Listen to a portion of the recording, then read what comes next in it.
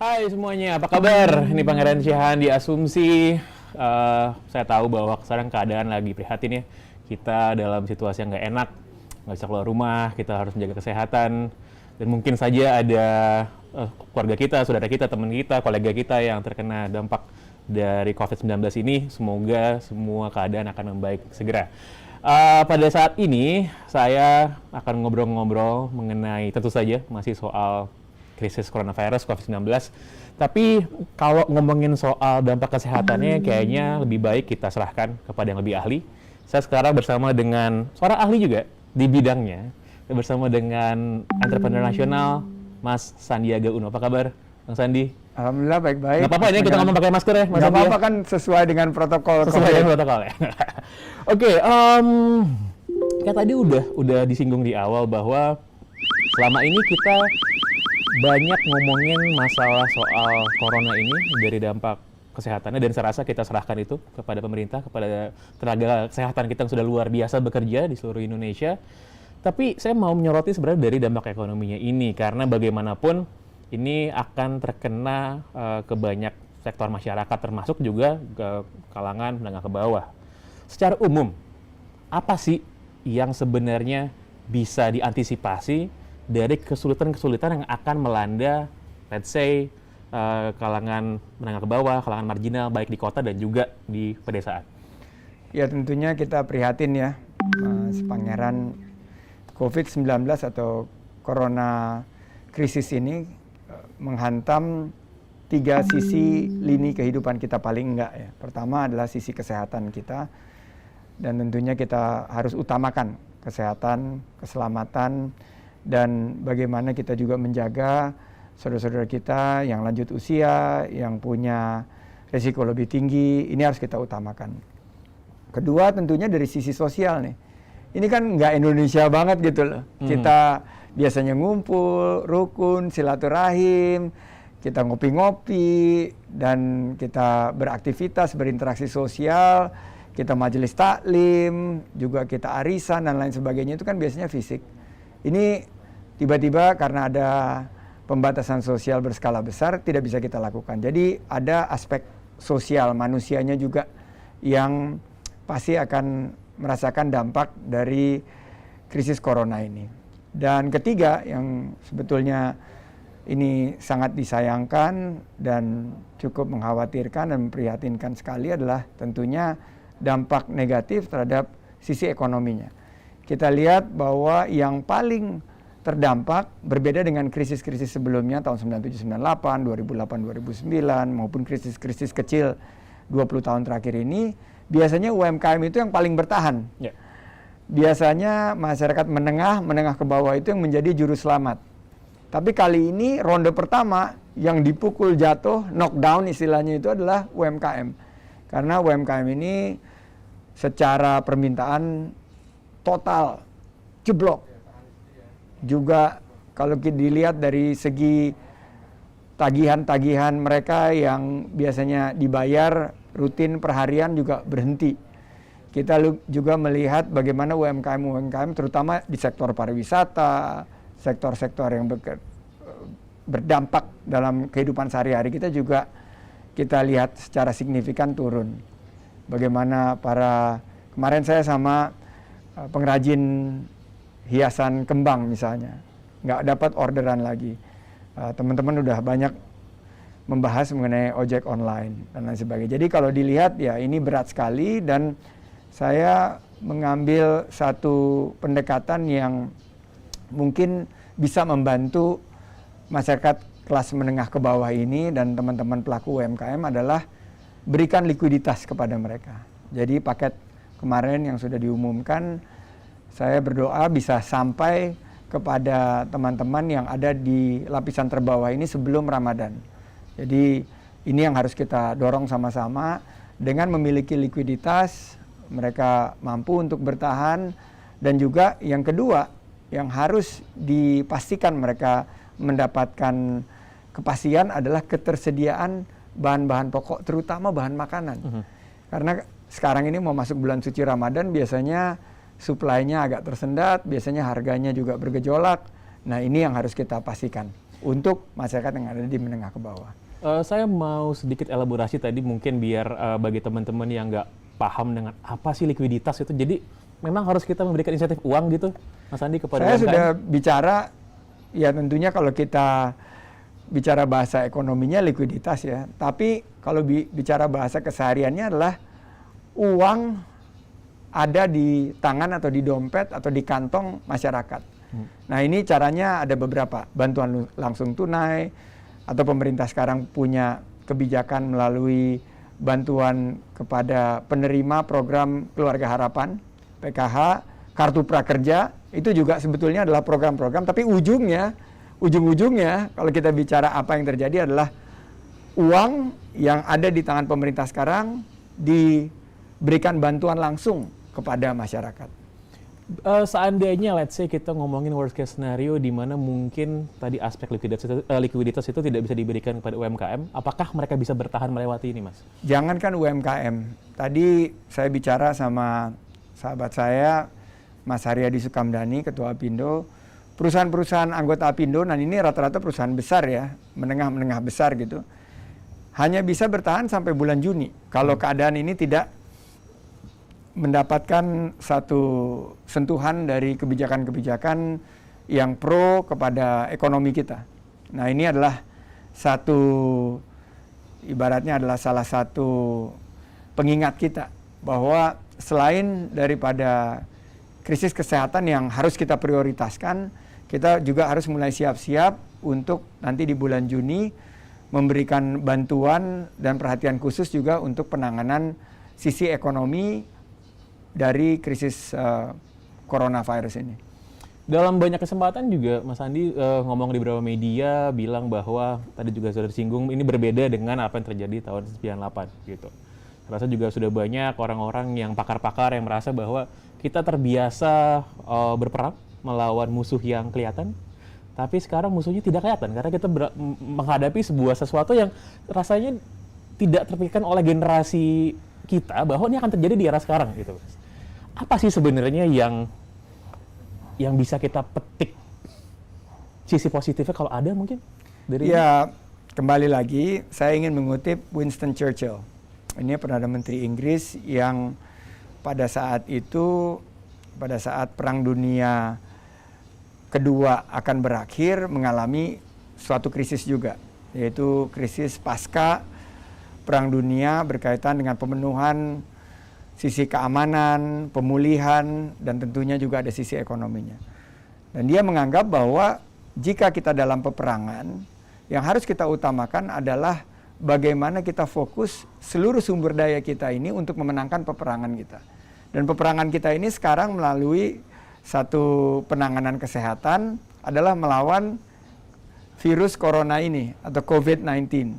Berarti tentara-tentara yang paling depan ini kan adalah tenaga kesehatan, para dokter, perawat, tenaga medis, dan lain sebagainya. Ini adalah pejuang-pejuang kita, pahlawan-pahlawan kita yang ada di garda terdepan dan di benteng terakhir.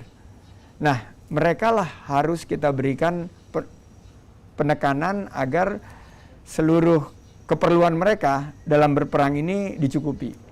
Nah, memang tidak kelihatan coronavirus, tapi kita tahu bagaimana caranya memutusnya.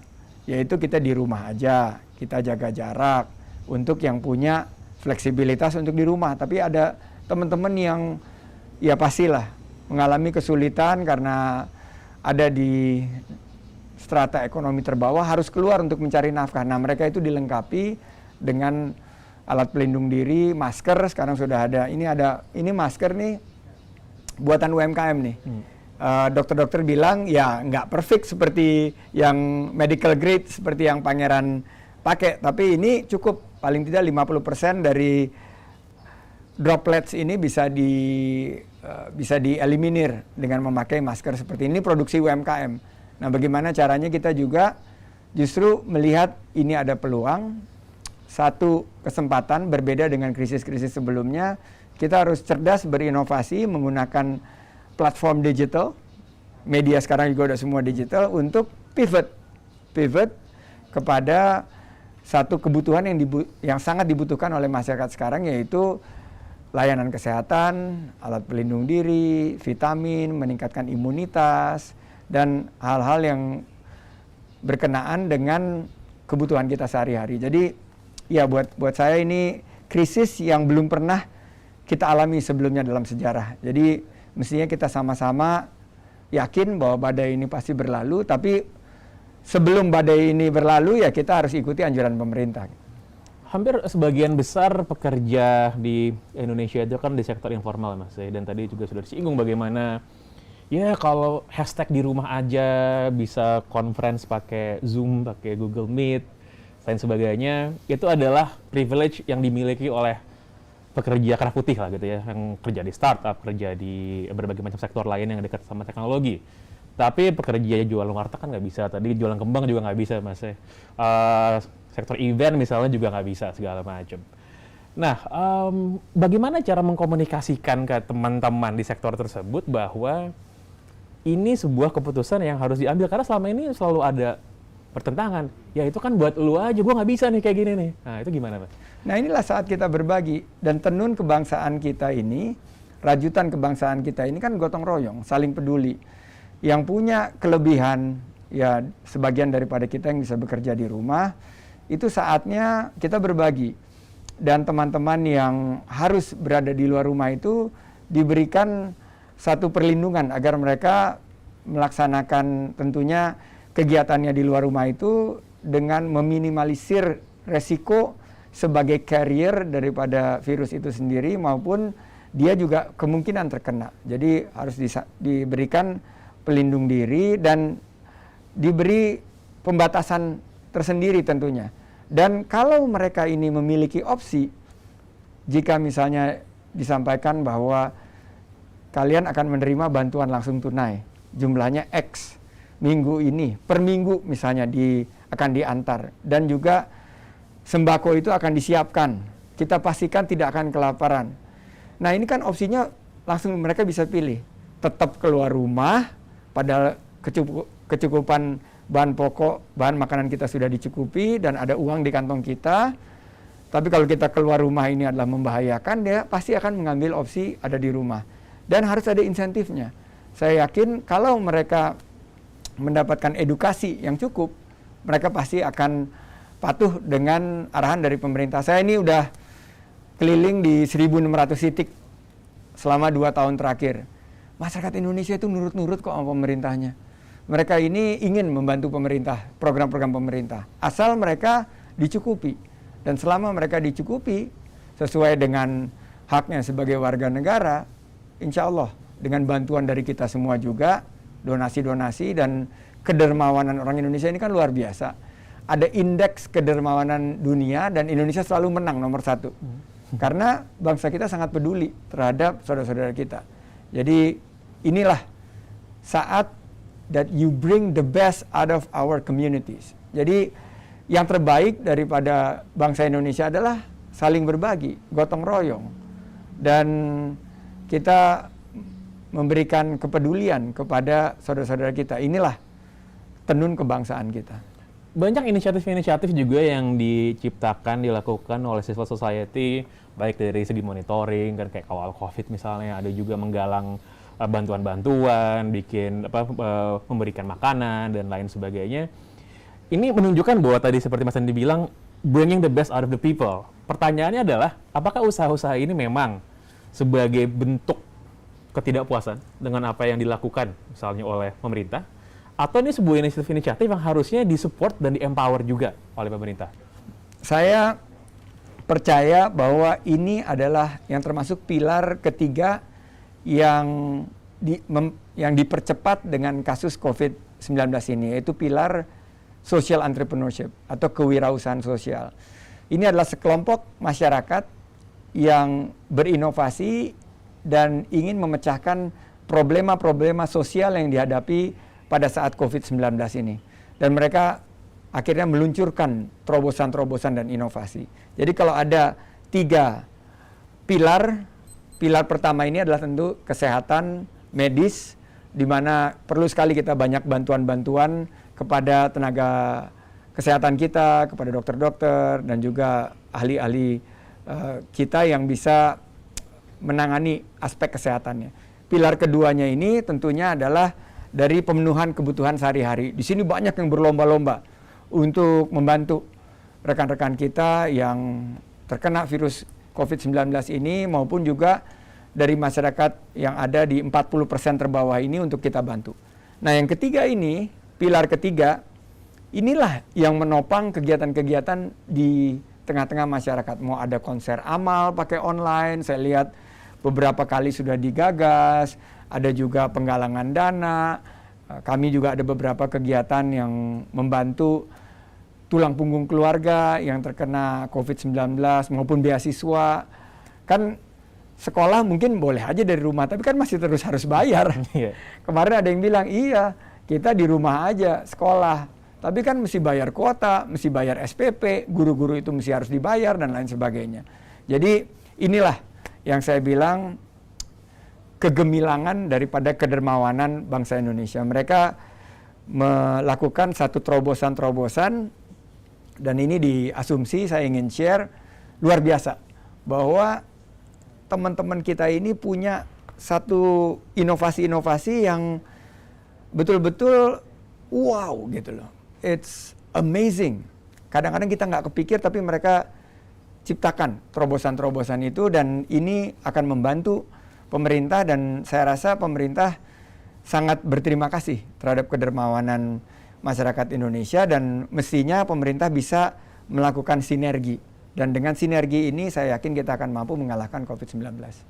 Saya mau bicara soal leadership sekarang karena kalau kita lihat bagaimana respons di dalam masyarakat, let's say misalnya peraturan soal ojol misal boleh bawa penumpang atau enggak sih, itu kan ada yang peraturan boleh dan enggak, dan orang tuh bingung jadi mana yang mau didengerin gitu. Dan dalam era krisis ini kan yang namanya kepemimpinan yang solid itu kan sangat-sangat sangat-sangat vital gitu.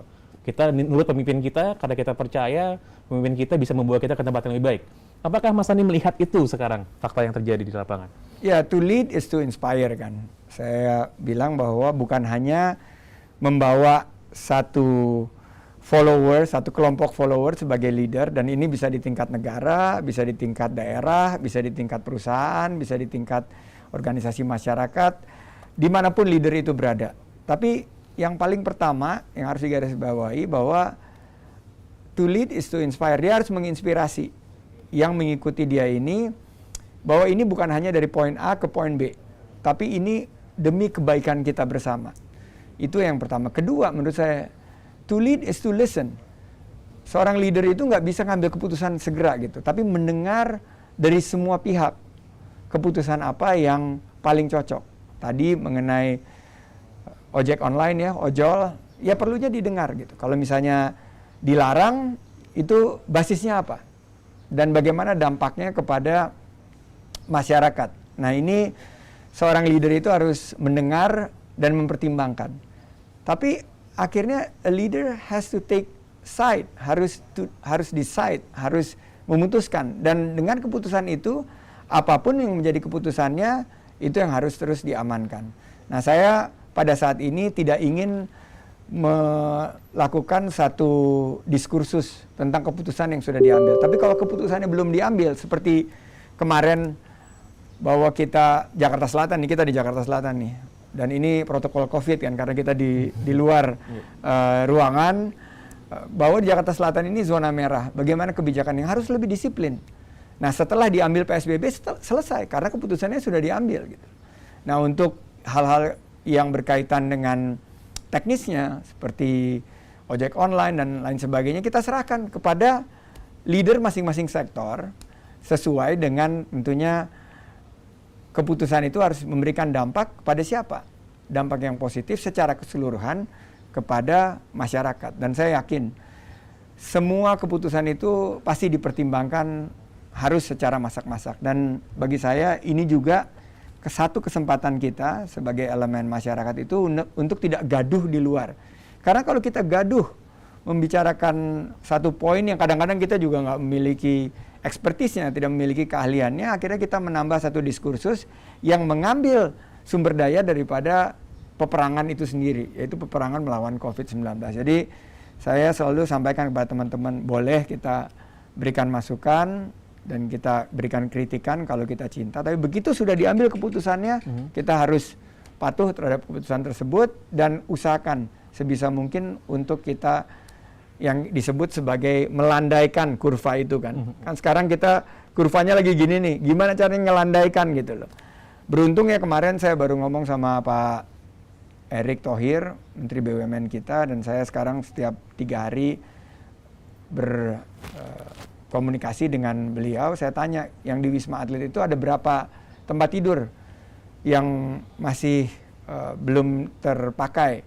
Dan ternyata ada 2.000 lebih, berarti kan ini fasilitas kesehatan kita masih mencukupi, walaupun saya juga memantau tadi dari ID maupun rekan-rekan di beberapa rumah sakit sudah mulai kapasitasnya sudah mulai ada pada tahap maksimal ya. Jadi ini yang harus kita bergerak cepat mengkonversi fasilitas yang lain untuk bisa, kalau kita nanti memang sesuai dengan prediksi atau proyeksinya itu adalah Mei puncaknya, kita mampu tetap untuk menangani pasien-pasien COVID-19 ini.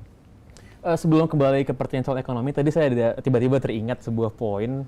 Tadi Mas Andi sempat mention soal Winston Churchill pada waktu krisis. Dan kalau kita lihat memang terjadi di UK misalnya pada waktu Perang Dunia Kedua tersebut, government-nya kan bikin koalisi, bikin grand coalition, di mana partai konservatif, Tory, sama partai Labour, oposisinya bersatu dalam satu pemerintahan gitu. Karena sekarang kita punya musuh bersama gitu. Berarti kan persatuan ini, unity itu kan penting banget di Indonesia sekarang. Lagi pertanyaannya, Mas Andi sebagai tokoh nasional, bukan cuma tokoh ekonomi doang Mas, sebagai tokoh nasional, apakah melihat kita sudah bersatu atau kita bisa lebih baik lagi sebenarnya? Sekarang? Kita sudah bersatu dan saya tentunya ya bersyukur ya bahwa pasca Pilpres 2019 kita akhirnya mengesampingkan ego masing-masing dan akhirnya ada unity government, di mana Pak Prabowo sekarang menjadi Menteri Pertahanan.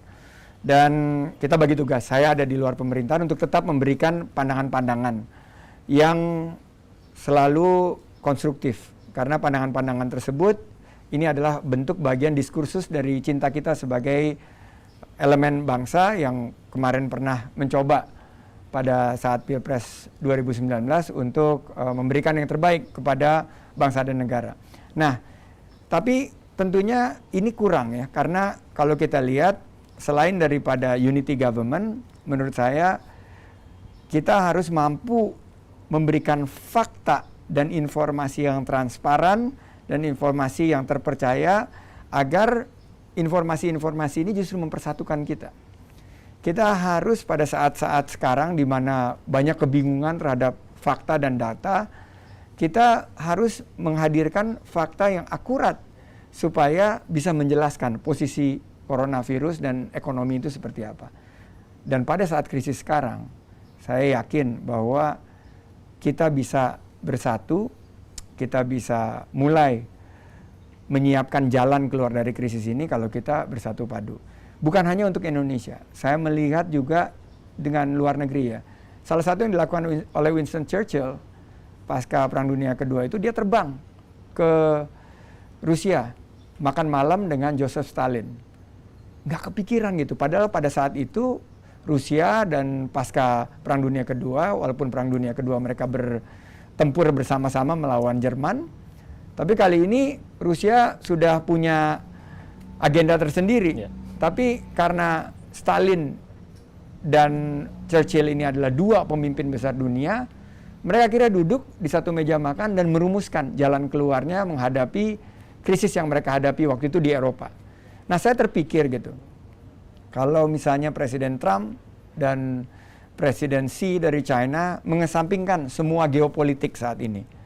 Mereka duduk untuk membicarakan bagaimana tatanan ekonomi dan tatanan kesehatan dan tatanan sosial global pada saat pandemi COVID-19 ini. Saya terpikir juga bagaimana secara video conferencing, kemarin G20 sudah, tapi pemimpin ASEAN gabung untuk saling membantu dan memberikan sumber daya yang baik. Nah, ini yang menurut saya bersatunya itu bukan hanya di dalam negeri, tapi juga karena ini krisis 180 negara lebih yang terkena, hampir 1,8 juta yang sudah kena di seluruh dunia, dan yang meninggal juga sudah lebih tembus dari 100.000. Berarti ini adalah sebuah panggilan kemanusiaan agar seluruh pemimpin baik nasional maupun dunia ini bersatu melawan COVID-19. Oke, baik lagi ke pertanyaan soal bisnis, soal ekonomi. Ada beberapa orang yang mengatakan bahwa COVID ini, corona ini, Mas Andi, menjadi semacam sobering period untuk tech industry, untuk startups, untuk venture capitals, gitu. Bahwa sekarang kelihatan nih, ada gundukan-gundukan lah, posisi tidur nih sehingga agak terganggu. Apakah ini memang akan berpengaruh jangka panjang seperti itu, atau ini hanya sekedar ya turbulensi singkat lah, ini akan balik lagi ke normal? Oke, diasumsi ini untuk pertama kali saya bilang kalau kita berharap akan balik lagi ke normal, saya bisa katakan sekarang ini diasumsi untuk pertama kali we will not go back to the normal situations. Karena kita ini sudah berada di the new normal. Life after COVID-19 akan berubah total. Akan berubah total dari segi bagaimana respons dunia terhadap sektor kesehatan. Promotif preventif itu akan menjadi satu gaya hidup baru. Kita akan sangat hati-hati segala hal yang berkaitan dengan kesehatan kita. Kita akan lebih banyak berolahraga. Kita akan lebih banyak mengkonsumsi makanan-makanan yang sehat. Kita akan lebih memastikan kita tidak terserang pandemi lagi. Nah, itu adalah the new normal. Teknologi, kita akan berubah secara total. Orang ngelihat, kerja dari rumah efisien banget ya. Terus kita lihat ke atas, waduh, nggak banyak polusi nih. Jakarta kok langitnya bisa lihat biru gitu loh. Terus kita juga bisa lihat bahwa, wah, ternyata nggak terlalu macet jalan. Ini karena adanya kebijakan PSBB. Dan untuk beberapa industri bisa diterapkan seperti ini. Jadi ini adalah the new normal untuk mereka. Capital, bagaimana? Selama ini capital free flowing. Siapa yang mau bakar duit silakan. Yang penting dapat gross market value, terus bisa terjadi satu monetisasi atau kapitalisasi daripada startup tersebut. Saya lagi baca buku, keren banget bukunya, Startup Game judulnya, oleh William Draper. Dia sudah memprediksi apa yang terjadi di startup-startup seperti WeWork, Airbnb. Kalau setiap startup itu diberikan satu limitasi, restriksi, mereka akan jauh lebih inovatif untuk menghadapi perkembangan dan persaingan, dan mereka akan lebih kolaboratif. Nah, ini yang saya bilang bahwa selama ini uang begitu banyak mengalir ke sektor startup, sektor tech, ke depan akan jauh lebih selektif dan akan jauh lebih banyak kolaborasi dibanding kompetisi. Ini yang menjadi new normal menurut saya. Kalau misalnya saya aspiring startup entrepreneurs nih, Mas, masih bisa nggak sih saya punya cita-cita untuk punya startup di era kayak sekarang? Masih banget. Justru ini waktu yang terbaik untuk memikirkan startup atau adaptasi kita kepada new normal. Ini adalah new normal, dan orang-orang yang berpikiran fresh, mampu untuk pivot ke era pasca COVID-19 ini akan menjadi pemenang. Yang saya bilang selalu berulang-ulang bahwa hari-hari yang tercerah itu bisa kita dapatkan setelah badai berlalu. Peluang-peluang yang terbaik itu adalah kita dapatkan setiap krisis. Makin hebat krisisnya seperti 97-98, makin banyak peluangnya. 2008-2009 juga kita lihat banyak sekali peluang yang hadir. Nah, ini 2020 akan menghadirkan begitu banyak peluang baru. Misalnya kita kan nggak kepikiran industri jamu kita. Sekarang semua nyari, mulai dari temulawak. Tadi saya baru juga video conference dengan pengusaha makanan dan minuman yang mengandung tentunya fitur-fitur untuk meningkatkan imunitas kita seperti ada bawang merah, jahe merah, itu habis semuanya. Dan kita lihat bahwa ini adalah kesempatan kita untuk berbenah juga di sektor pangan. Gimana sektor pangan kita jauh lebih mandiri dan fokus untuk memperkuat rantai distribusi dan juga ketahanan pangan kita. Misalnya seperti itu. Dan ini akan sangat terbuka kesempatannya. Bagaimana dengan sektor pariwisata, tourism gitu? Kita lihat bahwa semua tempat wisata kita memang akan sepi, segala macam. Apakah bounce back juga nggak, Mas? Saya yakin akan bounce back. Tapi tentu akan memerlukan waktu di mana para pengelola pariwisata ini harus berbenah juga. Dan sekarang mulai melihat peluang-peluang melalui sisi teknologi dan digital. Setelah itu kita harus mendorong bahwa begitu COVID-19 ini bisa selesai, kita mendorong pariwisata-pariwisata kita di pasar-pasar yang memang sangat potensial yang belum tersentuh selama ini. Saya yakin dengan pendekatan yang lebih inklusif, pariwisata kita ini yang terbaik di dunia menurut saya. Dan ini setelah COVID-19 bersiaplah. Menurut saya pada saatnya pariwisata kita akan bangkit kembali dan kita akan lebih kuat. Lalu ada nggak Mas Andi tips untuk let's say keluarga apa sih yang bisa dilakukan secara finansial sekarang? Apakah harus menabung? Apakah harus investasi di selain uang cash misalnya? Apakah uang cash yang paling penting sekarang untuk dipegang? Untuk keluarga pertama-tama satu, cash is king. Kalau dalam keadaan krisis kita harus lakukan penghematan yang signifikan dari pengeluaran-pengeluaran kita yang tidak perlu. Toh kita harus di rumah juga, nggak banyak pengeluaran selain makanan dan dari kebutuhan kita sehari-hari. Kedua, yang tadi saya bilang, adapt to new normal. Inilah normal baru kita. Jadi kalau kita dapat anugerah ya dari Yang Maha Kuasa sekarang di rumah, kita terpaksa harus meningkatkan efisiensi kita bekerja dari rumah dan beradaptasi. Bagaimana kita memiliki hubungan yang lebih baik sama keluarga kita nikmati. Selama ini mungkin kita terlalu sibuk dan nggak memiliki banyak waktu buat keluarga, jadi kita harus beradaptasi.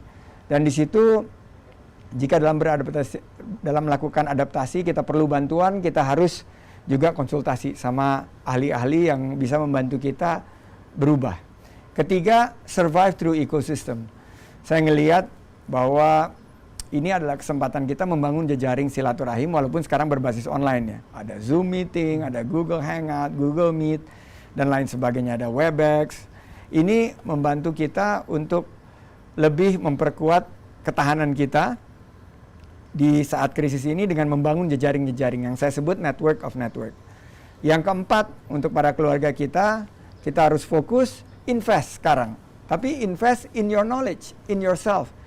Misalnya kita bisa ngikutin webinar, bisa ngikutin pelatihan-pelatihan online. Saya sekarang mulai belajar lagi nih malam-malam karena sekolah-sekolah yang hebat seperti Harvard, MIT, dan sekolah-sekolah lainnya menawarkan kelas-kelas online yang gratis. Coba nggak kepikir dulu. Kalau nggak harus bayar puluhan ribu dolar, ini bisa kita dapatkan secara gratis. Jadi kita bisa invest di peningkatan skill kita. Dan terakhir, be calm in the storm.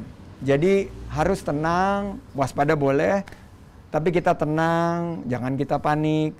Kalau lagi ada badai, jangan kita tentang. Kalau ada arus ombak yang kuat, jangan kita mencoba melawan dengan berenang, pasti kita akan kelelahan dan akan hanyut. Oleh karena itu kita menepi, kita berteduh, kita yakin badai pasti berlalu, dan saya yakin jika ini dieksekusi oleh seluruh keluarga yang memiliki kemampuan untuk melakukan work from home, melakukan stay at home, ini ekonomi kita akan jauh lebih kuat pasca COVID-19.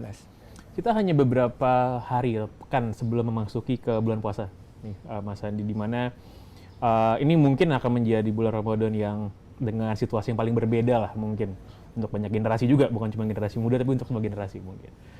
Apa yang bisa dibagikan gitu? Gimana cara kita menyikapi? Kan mungkin kita nggak bisa mudik, mungkin kita akan nanti juga merayakan Idul Fitri dengan suasana yang berbeda. Buat banyak orang ini kan, duh gimana ya? Saya kan nggak biasa nih kayak gini nih.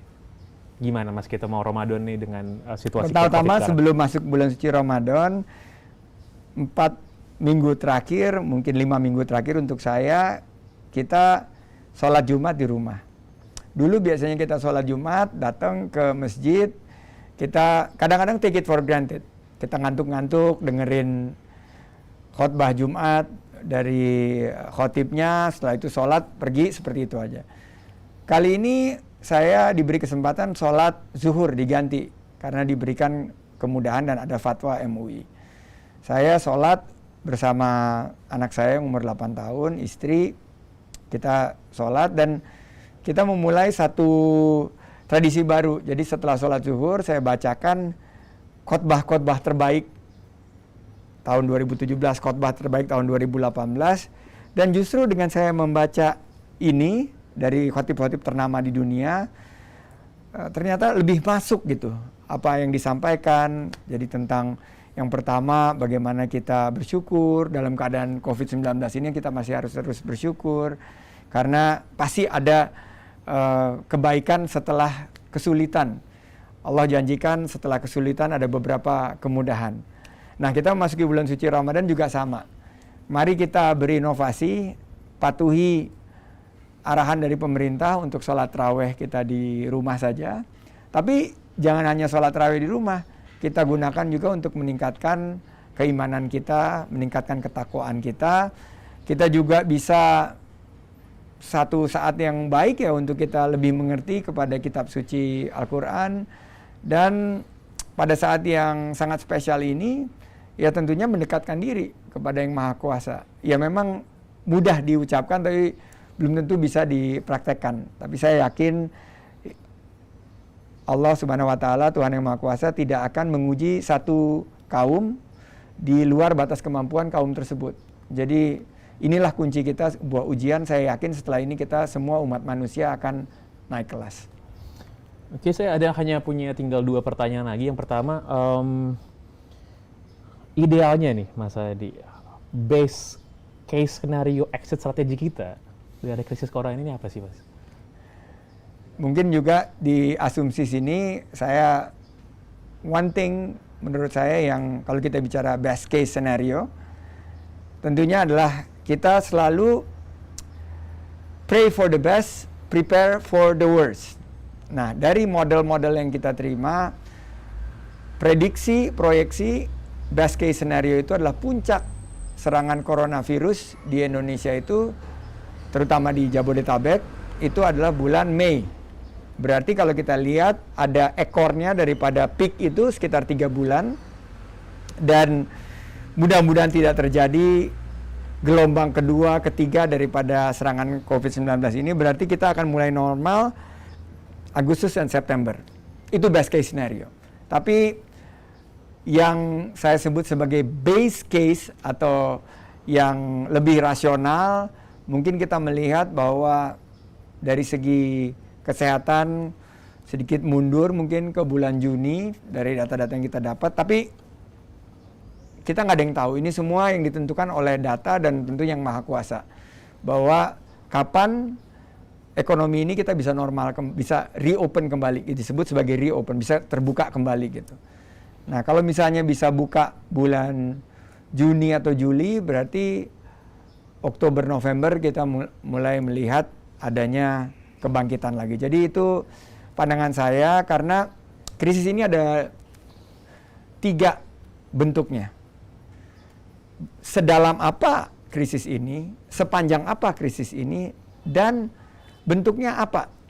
Biasanya kita berharap krisis itu adalah bentuknya V-curve atau kurva V. Jadi turun ke bawah titik, terendah naik ke atas. Ini adalah kurva V.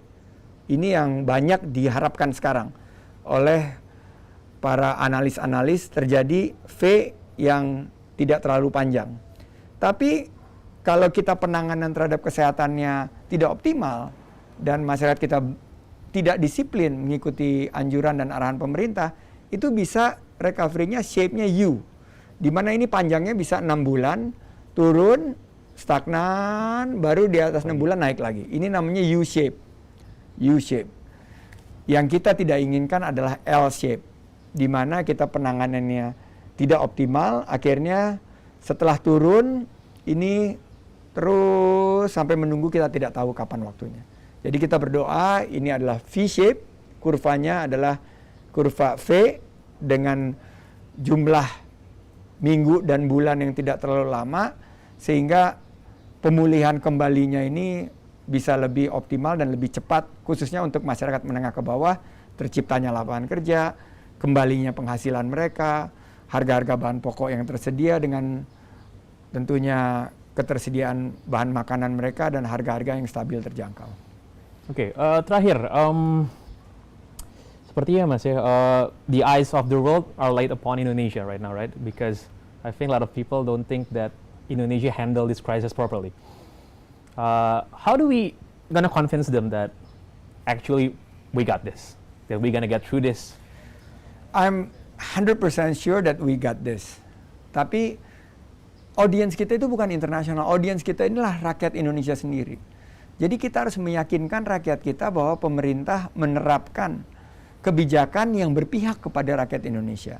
Nah, banyak yang bilang, oh angka kita ini understated. Angka ini tidak angka yang sebenarnya karena kita tidak melakukan testing. Mungkin benar. Ada yang bilang, oh Indonesia rendah karena cuacanya panas. Mungkin benar. Ada yang bilang, oh Indonesia tidak terlalu terkena sama dengan negara-negara blok timur yang lain karena kita dulu melakukan vaksin BCG yang waktu itu untuk menghindari TBC. Ada lagi teori-teori yang segala macam. Saya bilang, oke, kita kesampingkan dulu teori-teori, tapi yang terpenting buat saya adalah gimana kita jaga keselamatan, kesehatan, dan nyawa masyarakat Indonesia. Kita sekarang berjuang bersama-sama, dan tentunya kita terima semua bantuan.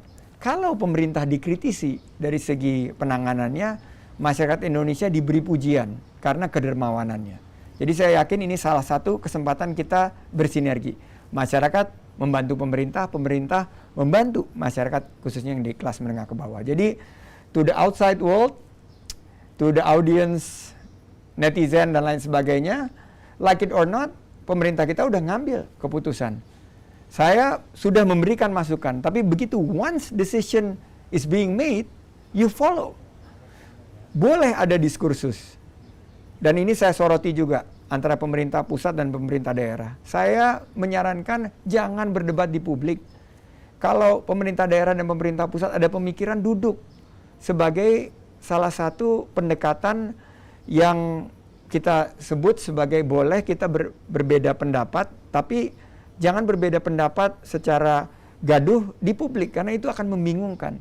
Tapi kalau mereka bisa duduk sama-sama, bilang bahwa keputusan ini didukung, dan akhirnya mereka duduk berjajar, memberikan statement sama-sama, itu adalah demi kebaikan bangsa dan negara. Dan saatnya sekarang kita untuk bersatu. Boleh ada disagreement, boleh ada berbeda pendapat.